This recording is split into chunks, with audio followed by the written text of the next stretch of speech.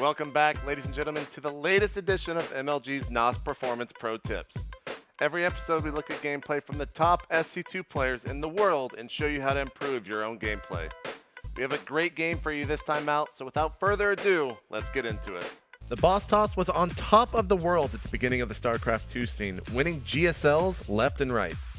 Although he experienced the fall off towards the third and fourth quarter of 2011, he is now back on the rise in 2012 after leaving OGS and joining SK Gaming full-time. Minchul was known for being a two-base player for the majority of 2011, but lately he's beginning to flourish into a full-on macro player. Don't get me wrong though, MC's two-base play is some of the best in the game, and that's what we'll be looking at today in this match versus Dongregu from the MLG Spring Arena. Go ahead and make probes up till 9 supply per usual and send a probe over to the natural. Drop a pylon to start a wall off using the rocks to help out. Due to MC scouting, he's able to see that DRG will be going for the standard 15 pool. As a result, MC opts to use his chrono boost to on probes and throws down a nexus at 17 supply. Keep in mind, MC is still multitasking at this time. Over at DRG's base, he's blocking the Zerg's expansion. First with a probe and then eventually a pylon. Throw down the forge at 17 supply as well as a gateway at 18 supply. Because of his pylon at the hatchery spot, MC will be able to continue making probes. However, make sure to build yourself a pylon and cannon back at home as soon as the forge finishes. MC has cut probe production at 18 supply to facilitate a cannon as soon as possible. Place a pylon to finish the wall off and resume probe production. At 20 supply, you'll want to add on an assimilator, and at 22, add on a cybernetics core. Continue to produce probes and start your zealot at 26 supply from your only gateway. You'll want to begin warp gate research as soon as your core finishes, and a sentry as soon as your zealot finishes. And if you scout or feel something that might threaten you, create a second cannon behind the debris. Add on 3 gateways for a total of 4 in your main base, and start the weapons upgrade at your forge. Your third and fourth gas should be started around 48 supply to help support your 4 finished warp gates and the robotics facility, which you should start at 52 supply. Around 60 supply, you should have 3 zealots and 5 sentries roughly, and you want to start taking out the debris so you can move out and take map control.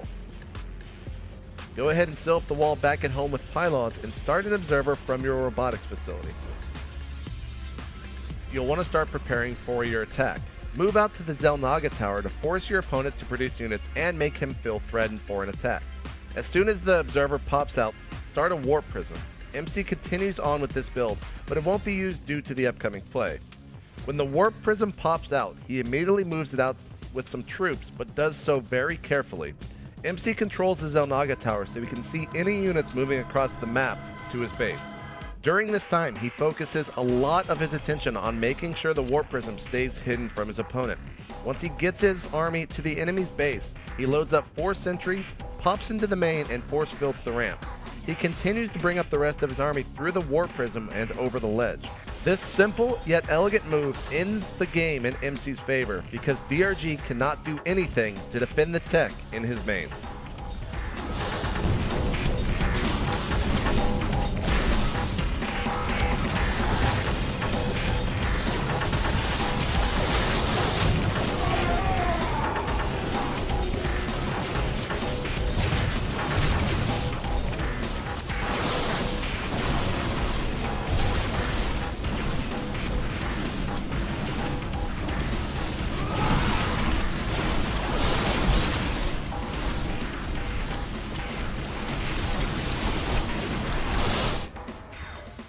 The 3 big tips to remember here are: number 1, try to block the hatcheries from going down in the beginning of the game. This will deny your opponent the economic boost from having 3 early hatcheries. Number 2, make sure to control the Xel'Naga tower so you can keep the warp prism hidden from your opponent until the attack is occurring. And finally, number 3, the key to this is 4 sentries full of energy. When your opponent sees this in his main, he'll know you can force field indefinitely at the ramp, and he will be losing everything in the main. For more NOS performance videos, go to MajorLeagueGaming.com/NOS.